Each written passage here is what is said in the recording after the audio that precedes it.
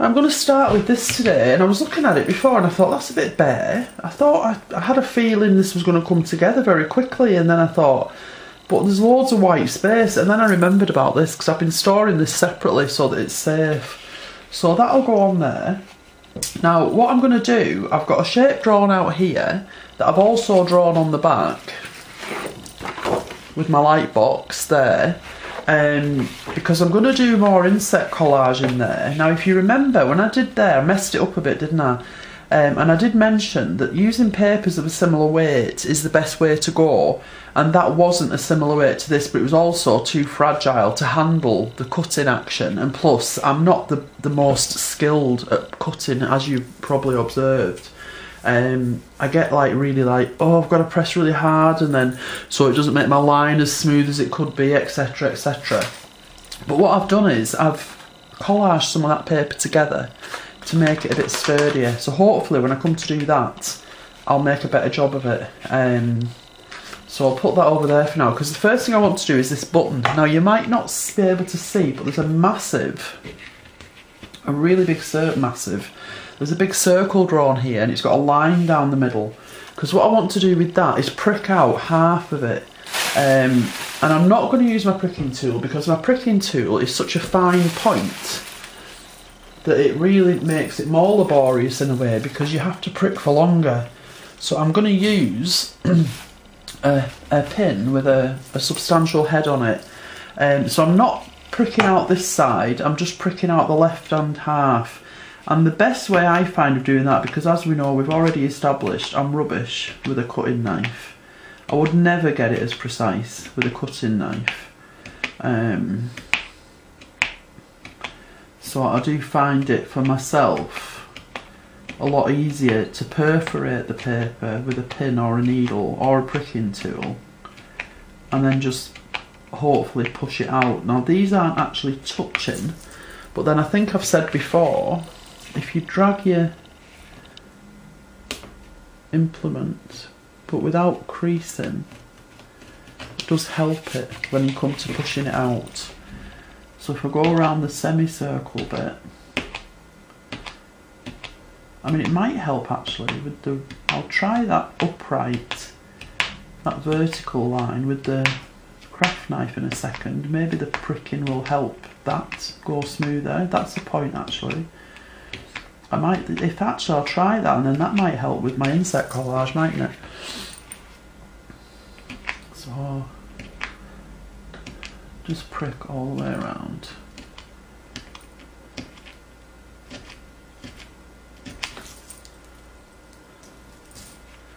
My pin's bending. I'll have to throw this pin away now as well, because it'll be very, very blunt. Won't be any use to me after this.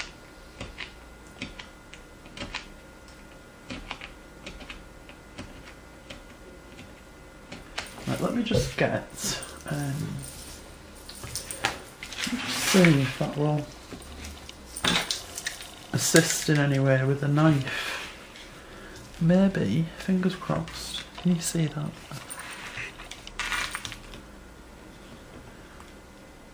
Because I don't have to press so hard, I guess, because those lines are there. It doesn't give a very smooth line though, I wouldn't say.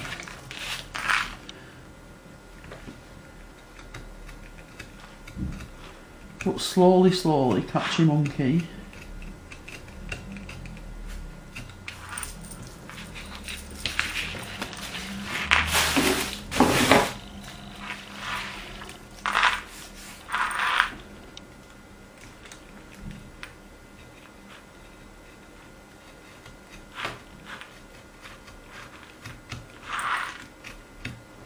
Does help in terms of guiding, I guess. But I don't know that it would be suitable for the insect collage because it's a bit of a raggy line.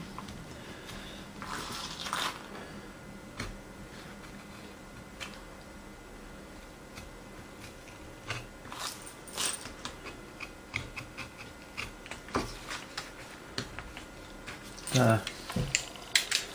I think I need to snap that blade off as well. I'll start with a new blade before I do my inset collage.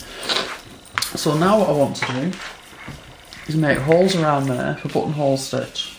Okay, so I kept that pin on the ironing board. It looks a bit, I don't know, it's not the smoothest for some reason. It's only negligence on my part, but that might be disguised by the stitching. Now if you're doing running stitch, like I said, you need up, down, up, down, up, down. You don't need that with buttonhole stitch. I'm going to buttonhole stitch around this hole. Well, like I did there, so I've done that with you, haven't I, before? So perhaps I don't need to do this with you. Well, I do because I want to show you something. So, but what I'll do, I won't turn the camera off and do the buttonhole stitch. I'll do the buttonhole stitch later, because in the meantime I can show you what I want to do. Or I could maybe finish. If I turn the camera off to do it, you see, it's going to take time. And I'm just a bit time pressured this morning. But then that's not your fault, I guess. So maybe I should turn the camera off and do it. And then come back.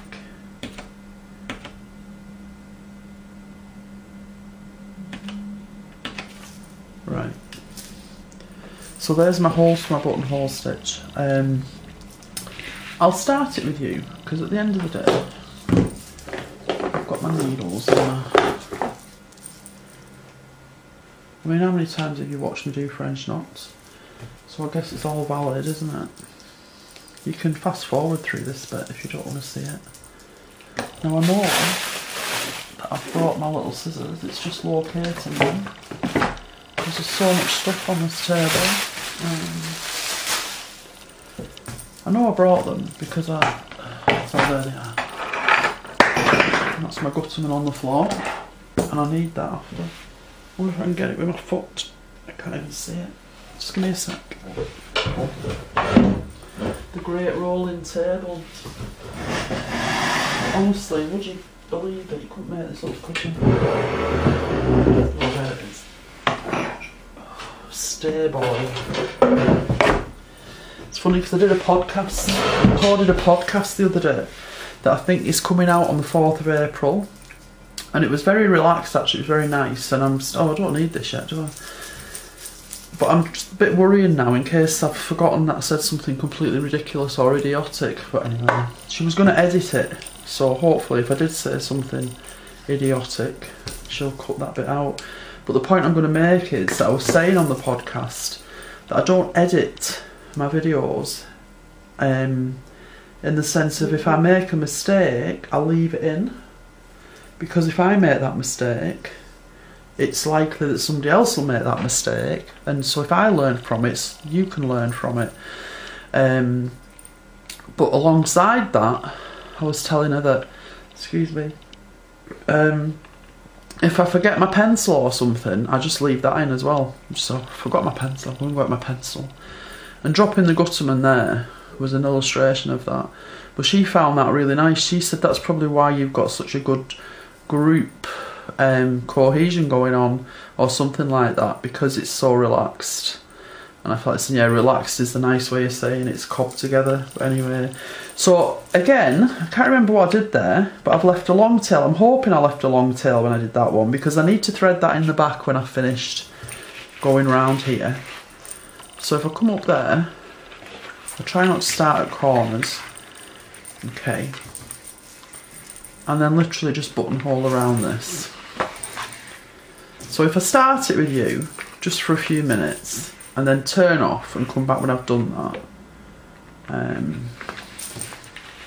That one there is pulled in a little bit. Can you see how it's coming over to there? But that doesn't matter, I can rectify that when I get round to that point. In fact, I should maybe turn off, get round to that point and come back, because, no, well I won't, I was going to say, because I could do the second roll of buttonhole later, but I can't really, because I need to do the second row of buttonhole before I fill this space, because it's not going to be flat when I fill this space, so that's going to like make it trickier to go around with buttonhole.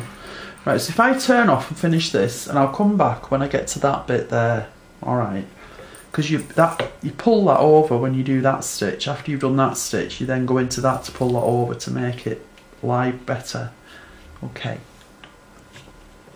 Right, so I'm back round to the beginning. So what you do with that stitch there that's pulling over to the other side is you finish off by going through that loop, and that should straighten it up. Okay.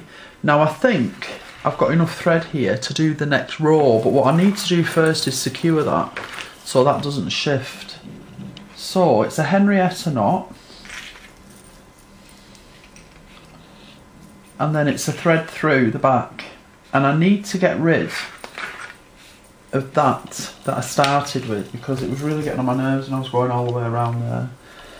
So get rid of this one as soon as you can. I think I said that last time, because it will get in your way. So just thread it through the loops at the back and then cut it off if you can locate your scissors. Right. So this one, I'm going to change my needle to the blunt needle because it should just be quick me going round this second time because I don't need to go through the paper, I just need to go through the loops from the previous row, so hopefully it won't take me too long. And then we've got something that's going to cause my brain to start fizzing, which you'll see as we get there. So just come up through your first loop, and then you're literally just going through the loops all the way around. Now I'm really hoping I've got enough thread here to do this. I think I have. You don't even have to do this second row if you don't want to. I just prefer it like this. It makes it look lacier for me. I like that extra bit of frothiness that goes on.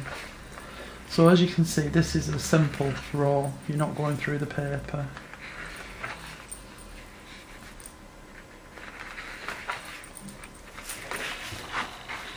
You could probably do it without actually holding the paper, says she. See, no, maybe not. Look now, I've got all in a tizzy here now. That'll teach me, won't it?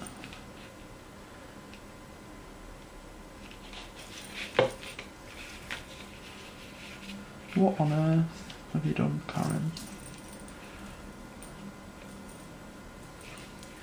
And can you imagine if I was to sanitise these videos so you got to see everything without these little mistakes?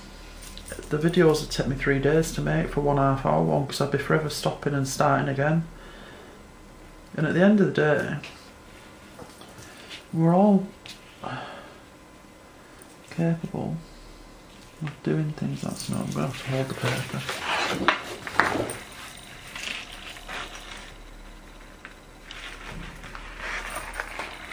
Whoops. Come on. That's a bit tight there because it's the corner. That's the only reason that's been a bit more difficult.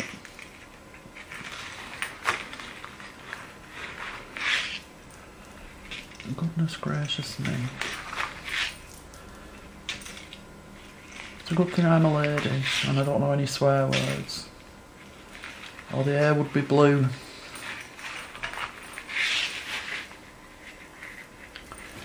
The thread twisting doesn't help, does it? Twist, twist. I'm going to have to hang it upside down. Thread twisting can cause all kinds of issues, I'm sure you know.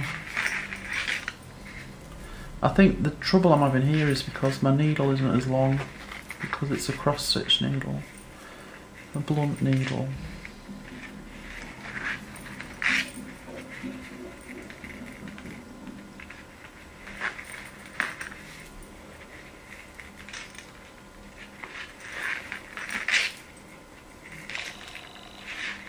You're still awake at the back.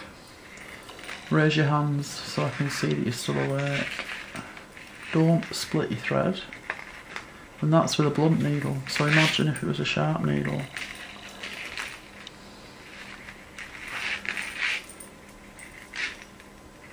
Whoops.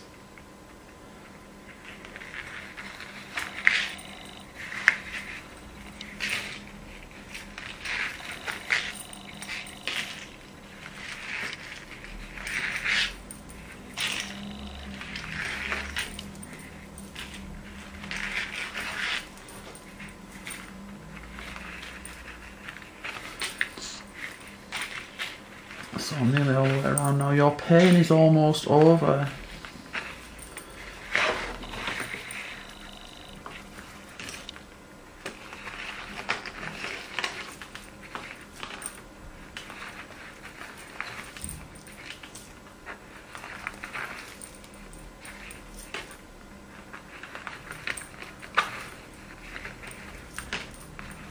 Right, so that's the last one. Go down through the loop of the first one, says she.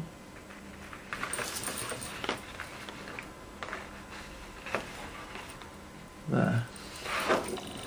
And then I'm not going to Henrietta knot that because I don't want it, because it's inside the hole, isn't it? So I'm just going to go through there to there, then Henrietta knot it, and then go through again.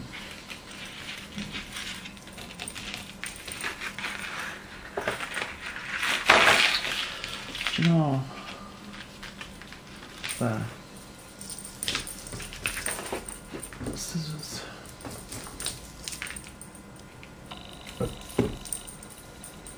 There. Right, so now the complicated bit, trust me. So what I want to do is I want to put 4 different things in this hole. So what you have to do is, the thing that you want at the top, you have to put in first from the back, alright? So I want some gimp.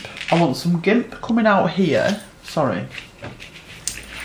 I want some gimp coming out here that's going to splay over here, okay? So I've got my gimp here, and I'm just going to randomly get a big bit of gimp.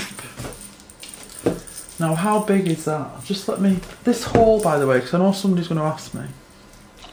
The complete hole is 2.5 inches across.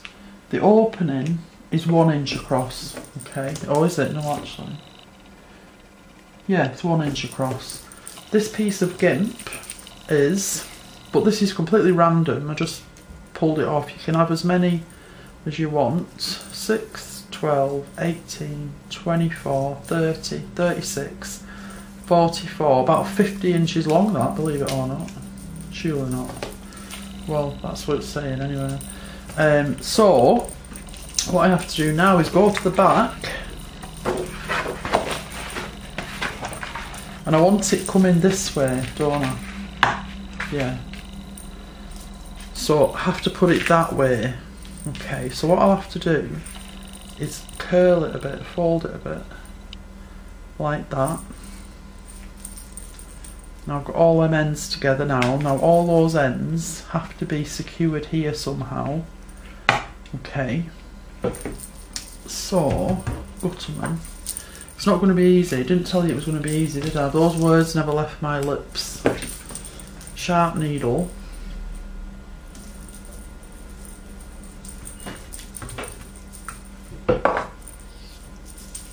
Don't forget, use the yarn you've used to stitch around the outside. I'm not going to knot this. I'm not going to do anything with it if I can't even thread the needle. There's a point. Right. So get them there out of the way. Come over here and go through 2 loops at the back, because I want this evenly distributed across the back of here. And by going through those stitches, if you split those stitches with this sharp needle, I was going to say it keeps it taut, but it hasn't, it's just pulled right through. But if you don't catch it on a raggy bit of skin on your finger like I just did, it will keep it taut. So as many times as you need to, and like I've said before, I think that might have been in book class, you can feel it tightening as you go through. You can feel your thread tightening. Now that is tight now. I'm just going to cut that off, that tail. Because always bear in mind you don't want anything stray that's going to go through that hole. So again, I'll get my gimp. I'm just literally folding it in half and folding it in half again. And folding it in half again. And it's just going to have to be a case of laying it on the back here randomly, like that. Oops. And then getting this strand here and pierce the gimp, which is easier said than done, especially when you're holding on to paper, so be very careful. Pierce the gimp. Try and keep hold of all your other strands as well, and that will secure that there. And come along. Sometimes you might get away with just going under it and through the stitches from the buttonhole. So I've gone under 2 strands there. Oh. And then go back over it again, almost just wrapping it flat to the stitching. Like that. So they're secure now. Now to just make doubly sure, I'm going to try and pierce through that strand of gimp, just to make doubly sure. Okay. There, like that. And then I've got more up here. So the easiest thing is definitely to go under all the stitches that's lying underneath the gimp. Okay. Go back under, so you're wrapping them down flat onto the back of this paper piece. Like that, can you see? And then just randomly go through a piece of gimp.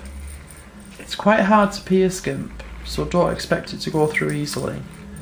And like that, and then what have I got left now to secure? I've only got one left to secure now here, down here. So again, I think it's a step too far really, trying to pierce the gimp before it's laying flat on the paper, because the paper's too vulnerable. So go over that again, like that, and then now it's flat, maybe try and pierce it, but be very careful you don't bend your paper. So they're secure now, they're secure. So what I want to do with them, before I put my next thing in, is go to the front and just gently pull them through, okay, like that. And then on the back now, I'm going to try and kind of make a sandwich, but I'm going to just cut this thread off first, because I don't want this thread stuck underneath the next thing. So if I just go over a few times, over cautious, do it more than you need to really, then you've got that peace of mind, security situation going on. Okay.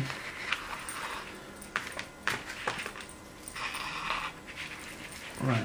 So then what I want is a piece of frilly net, the same net that I used last time.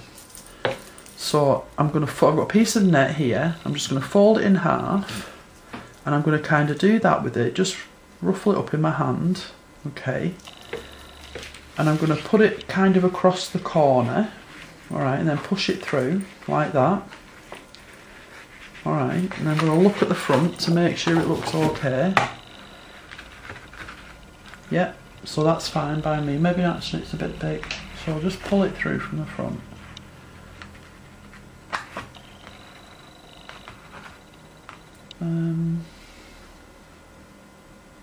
Maybe I can cut that down actually, it's too big. No point in wasting it.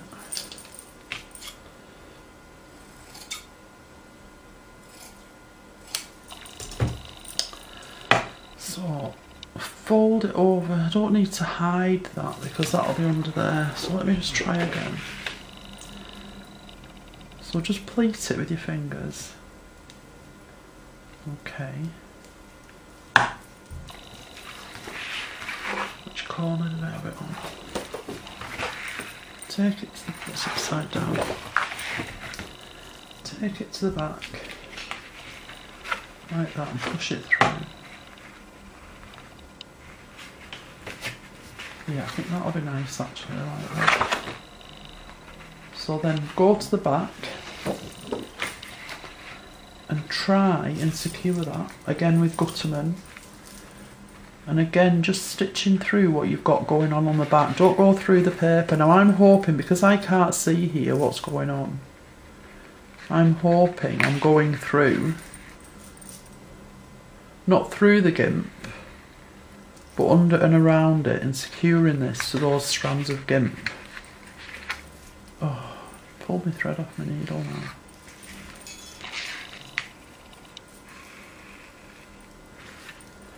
And that's gone. I do think you're probably going to laugh now. I'm going to try and take that out and thread my needle again. I do think you're probably all thinking, well, I don't know that you're all thinking, but I'm pretty sure that some of you are thinking, what a load of palaver, and you're right, but hopefully it's going to be more than worth it. So let's see if we can get a bit of order going on at the back. I don't want to lose it at the front, so I need to move that out of the way, over there, and then sort my front out, give myself enough at the front to be able to pleat. That bit needs to go under there, like that. Now the key is to try and hang on to it while you do that, so that when you flip it back over, it's in situ.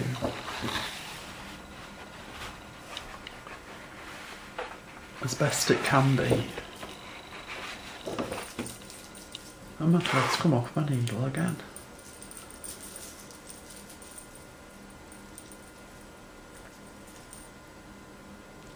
All this can be trimmed as well, don't worry about that. So I need to now try and secure this without... Where's it going now?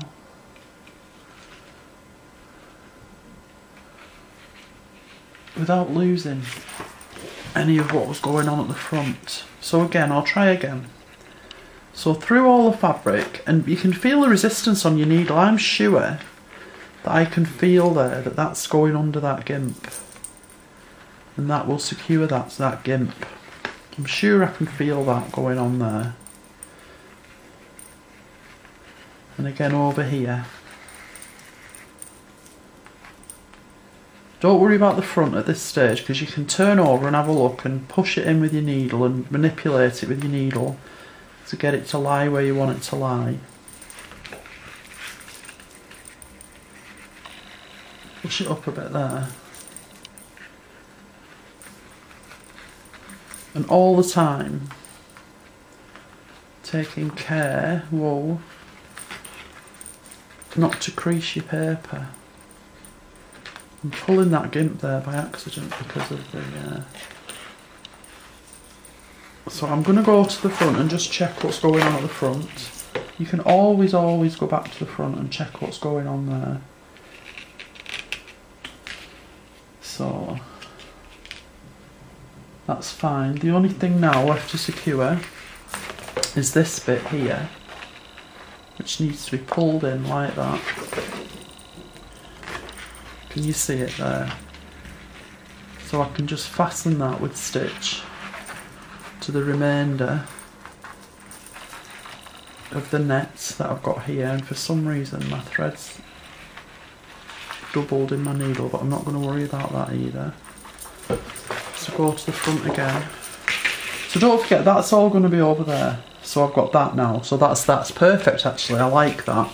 So now what I need, and I'm going to fasten this off again.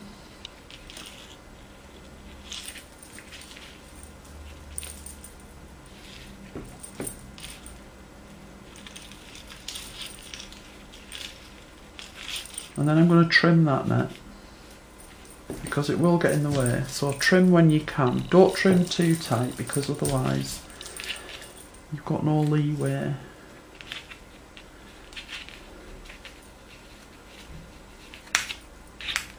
Right, so that's a big lump of it off. Now I need some of this fabric in there, the sequin fabric, for cohesion.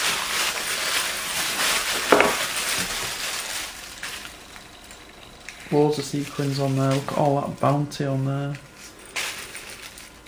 So cut a bit of this off, enough to stretch across that space. These are my scissors, which can be abused.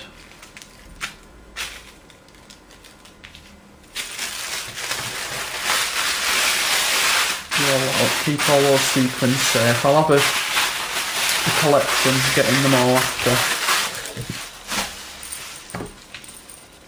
So remember again, the gimp is going to be over here and it's going to be secured over here at some stage. And then get my sequin fabric and just place it in there. Doesn't have to completely cover the hole.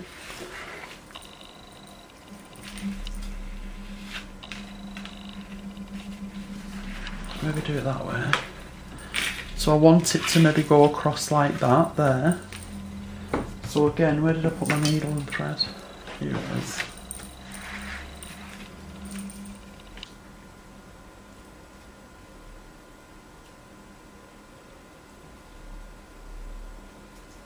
I'm going to have to turn off in a minute and charge my battery for a second, I think. Right, so what I need to do now is going through the stitches again from the buttonhole and through the sequin fabric.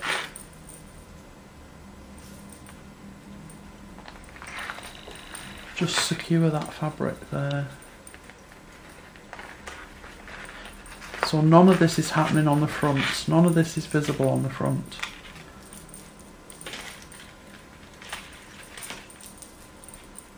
Like that. And then again under here, because I know that there's buttonhole stitch here on the back, go through it there and go through it again, and then over here again through the buttonhole stitch. You can feel your needle going through it, you can feel that resistance, like that. Whoops. Oh. I think I've gone through a bead there, through the centre of a bead. But I couldn't do that if I tried. If I really wanted to, I wouldn't be able to do that. And go through that. Like that. And then, so that's secured now. So I'll cut that off. I need to get some more Gutterman. I mean, you're watching this, and don't forget, this is more difficult for me because I'm doing it on camera. It's always more difficult to do these things on camera. If I was doing this off camera, I would have probably done it by now and be part way through the next stage. So don't let it put you off. Try it, because you haven't got an audience. You know, it's not as, I don't know. It's just easier and quicker when you haven't got an audience. So if I turn that back to the front, can you see what's going on now? Now the fact that we've got a bump there doesn't bother me, but what we've also got is space and holes, and we don't want that either. So the final stage, I'm going to use this bit of embroidery, put that there, because I've got a lot of sequins on here that I don't really want to lose. So I'll put them on there. Sequins and beads that are going to be hidden at the back. That is such a waste. Look at all these. So these are all non-visible at the front, so there's no point having them hidden there, is there? They're like gold dust.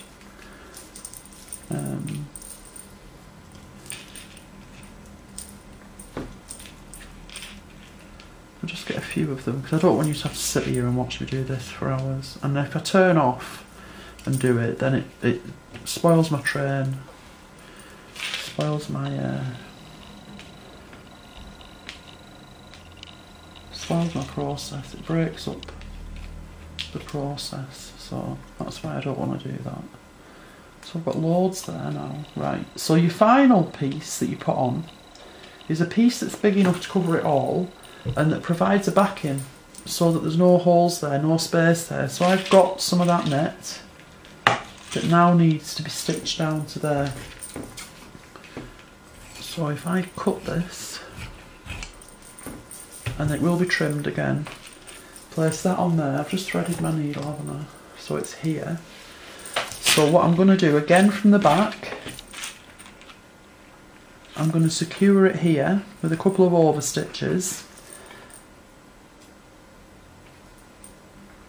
And then this is then going to be secured from the front once I've kind of half basted it to the back, so it's not going to move about, if that makes sense. So just go around to attach it to whatever's going on underneath it on the back, not through the paper. just on the back, so it'll hold it in place while you turn it to the front and secure it properly. Okay, so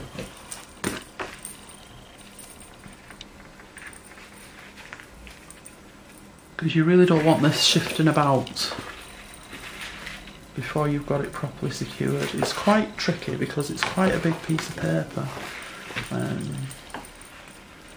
and you can see the hole, you can see the space that you're trying to cover through this, so it would be quite difficult to miss and not have it in the proper place. So I think what I'll do now, because I've done it there on that side, you don't necessarily have to do it all the way around. I can now cut that off and just turn it round and do the other side, just so that it's almost like tacking it in place, but those stitches will stay in. So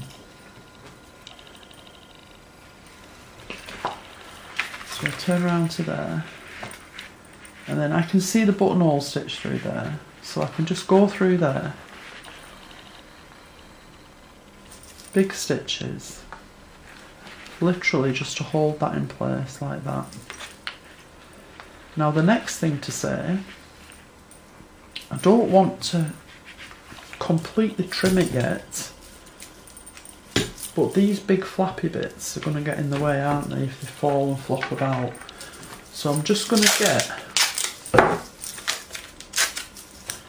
little bit of masking tape and do that away from where there's fabric. Alright, so then turn it to the front, and hopefully, as you can see now, there is no, we'll attend to this later, this can be splayed out in a pretty way, caught down with a couple of stitches. Okay, like that, so don't worry about that. Can't do that yet because you need to use these holes to secure that everything into this space. But now hopefully you can see there's no space in there, you've added 4 things to that hole. Okay, so before I actually do that, I'm going to turn off and charge my camera for 2 minutes and get rid of those sequins. Okay.